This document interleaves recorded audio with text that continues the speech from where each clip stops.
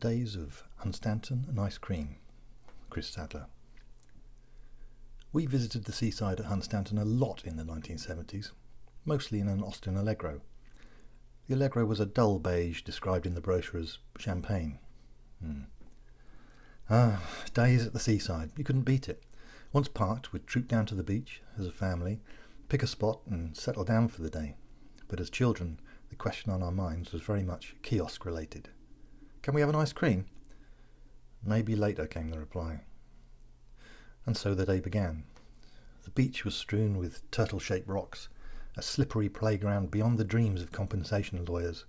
There were rock pools too, filled with timid crabs, shapely starfish, and wet children demanding to speak to their legal representative. As always at Hunstanton, the wind blew opposite to the tide, blustering in off the sea. Sometimes a gust brought the question back. Can we have an ice cream? The answer this time was positive. A clank of coins into a small upturned palm and a sprint back up the steps to the kiosk. Following us across the sand was the plaintive cry, "Can you get me a wafer?" Wafers were the most boring choice of ice cream ever. A typical mum's favourite, the ice cream equivalent of chicken korma, the dullest item on the menu. In fact, if we ever go to an Indian restaurant these days, my mother is banned from coming unless she promises to choose something other than chicken korma. I don't know why she even bothers picking up the menu. It's just a pretense, a quick scan down the enticing list of spicy treats, lots of finger pointing and "ooh, that looks nice" type noises before proudly declaring, "Chicken korma, please." Even the waiter looks deflated when she says that. You can tell, because his pencil droops. Mind you, I'm as guilty. My long-term emotional dependence on lamb madras has been distressingly hard to shift. I'd like a hat of hypocrisy, please, with some poppadoms and chutney. Hey-ho. But at least it's nice to know our mother takes no notice of us whatsoever. And when this virus thing is all over and we're once again considering options from the plethora of plated pleasures at the wonderful Le Bone in Sheringham, it will be a treat to see her flicking surreptitious V signs at us from under a napkin as she accepts delivery of yet another plate of her favourite nosh. Anyway, back to the beach. Remember, I'm standing on a slippery green rock, looking at the sea, everybody's got their ice cream, and I'm wondering if I can keep the change.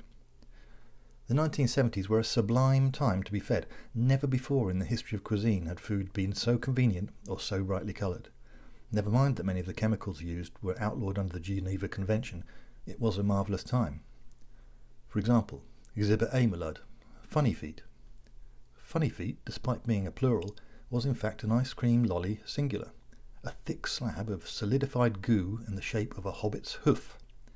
It was pink, cheerful, and rather good. But was it funny? Well, it was quite funny. We laughed a lot at the time, so I guess so. A sister confection joined Funny Feet soon after. It was called Funny Faces. Similar to feet, but it was a face. The face of a smeared clown. Not so much funny as, well, terrifying. On the more ice creamy front, there were those pale, oblong ice cream bricks that slotted snugly into a rectangular cone. You don't see rectangular cones anymore. Perhaps they were too square. There's a 70s joke for you. Oh, we're such hip cats. Feast lollies were something else. Covered with everything, they were a sophisticated, multi-layered delight. Feasts were that bit more expensive than your standard lolly, and frankly, they were for posh kids, those destined for university and spats.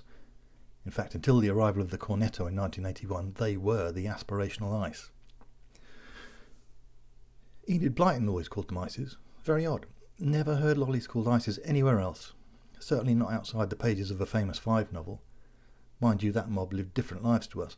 We didn't solve crimes or have an uncle who was a secret government scientist and owned a whole island.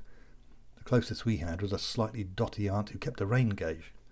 She didn't even have MI5 clearance as far as we knew, and the only thing she owned wholly was a Vauxhall Viva, if you ignore the hire purchase. But back to the lollies. Fabs, Zooms, and the other fruit-flavoured nonsenses weren't quite my cup of tea. They were for kids who had plasters on their glasses and stabilisers on their bikes. They weren't for a scabby-kneed chopper wobbler like myself. I was 9.5 for Slade's sake. I had almost a decade under my belt. I'd been around. I had experience. I had gears on my bike. Well, my pal did on his bike. No, my choice of numb tongue came from a far more sophisticated and grown-up source. Looking for inspiration from those a bit older, I went for the pub influence of the stout-hearted and friendly and safely dangerous cider lolly. It was suave and sophisticated, like James Bond at a barn dance. It was a form of junior scrumpy, and it tasted good, very good. In retrospect, that probably explains a lot. However, eventually our day at the seaside came to an end. The tired orange sun drooped like a punctured beach ball over the wash, glinting on a pier that was yet to become a ghost. From this west-facing corner of Norfolk, a misty Boston shimmered in a golden haze in the distance. The family packed up the seaside things, and we prepared to go. As we trooped sandily up the Kess steps for the last time, there was still one question to ask before the shutters on the kiosk came down. "Can we have another ice cream?"